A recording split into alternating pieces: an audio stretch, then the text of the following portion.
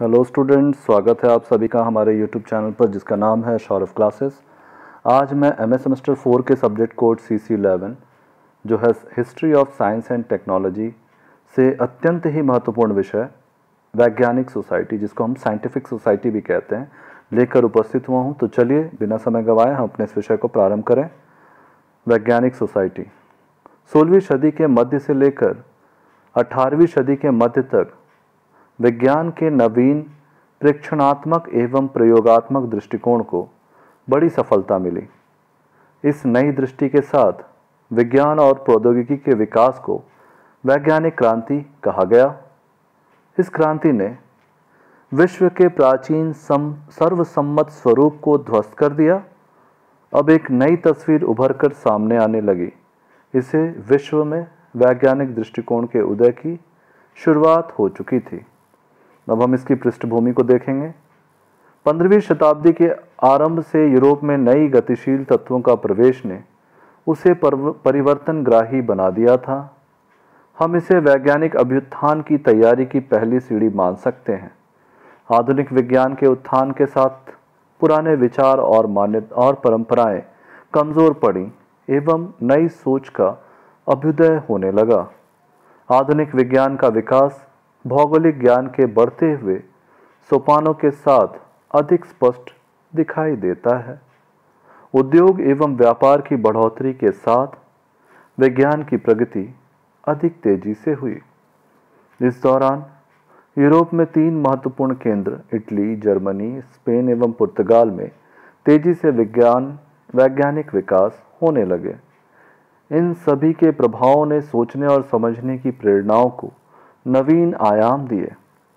प्रयोग और प्रेक्षण की नई प्रणाली तथा विश्व के यंत्रवत होने के विचार ने न केवल प्राकृतिक विज्ञान को प्रभावित किया, वरन विश्व के बारे में शिक्षित वर्ग की अनुभूति और सोचने के तरीके पर भी असाधारण प्रभाव डाला।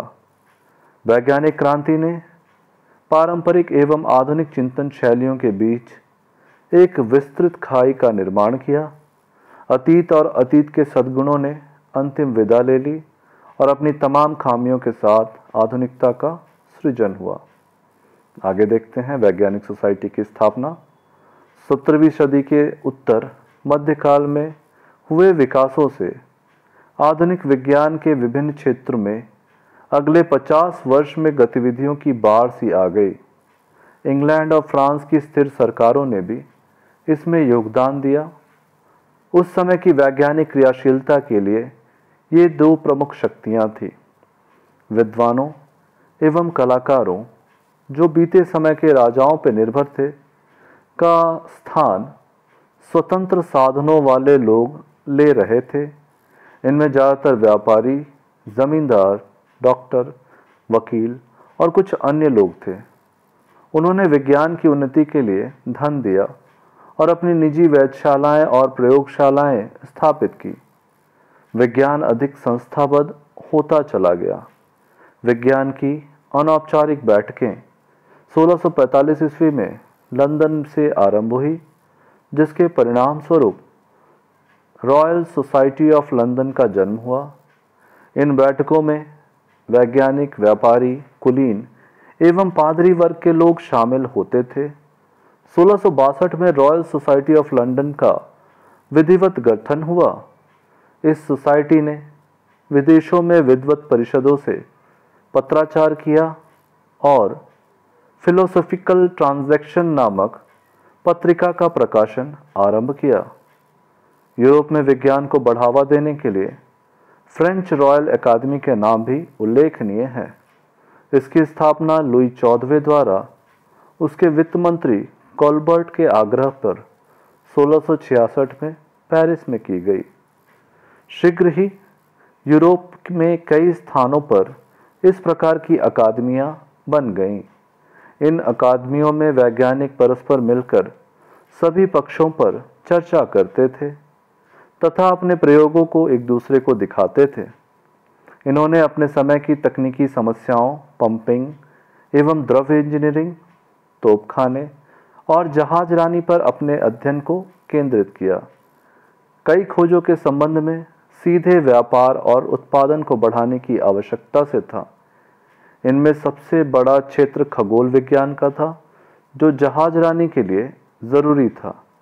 इन संस्थाओं और इनके प्रकाशनों के फलस्वरूप विज्ञान में रुचि लेने वाले लोगों की संख्या बढ़ गई। अब हम इसका निष्कर्ष देखते हैं। निष्कर्ष इस प्रकार उपरोक्त दिनों से स्पष्ट होता है कि वैज्ञानिक सोसाइटी का जन्म यूरोप एवं विश्व के इतिहास की एक महत्वपूर्ण घटना है।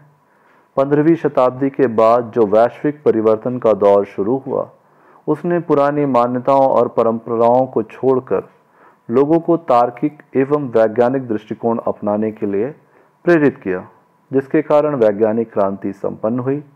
इस वैज्ञानिक क्रांति को सभी वर्गों का समर्थन मिला और इसी कड़ी में रॉयल सोसाइटी ऑफ लंदन का गठन हुआ और इसके बाद एक कई वैज्ञानिक संगठनों की स्थापना ने तीव्र वैज्ञानिक खोजों एवं सिद्धांतों को वैश्विक मान्यता दिलाने और विश्व को नई नई खोजों एवं आविष्कारों के लिए उच्च संस्था के रूप में कार्य किया।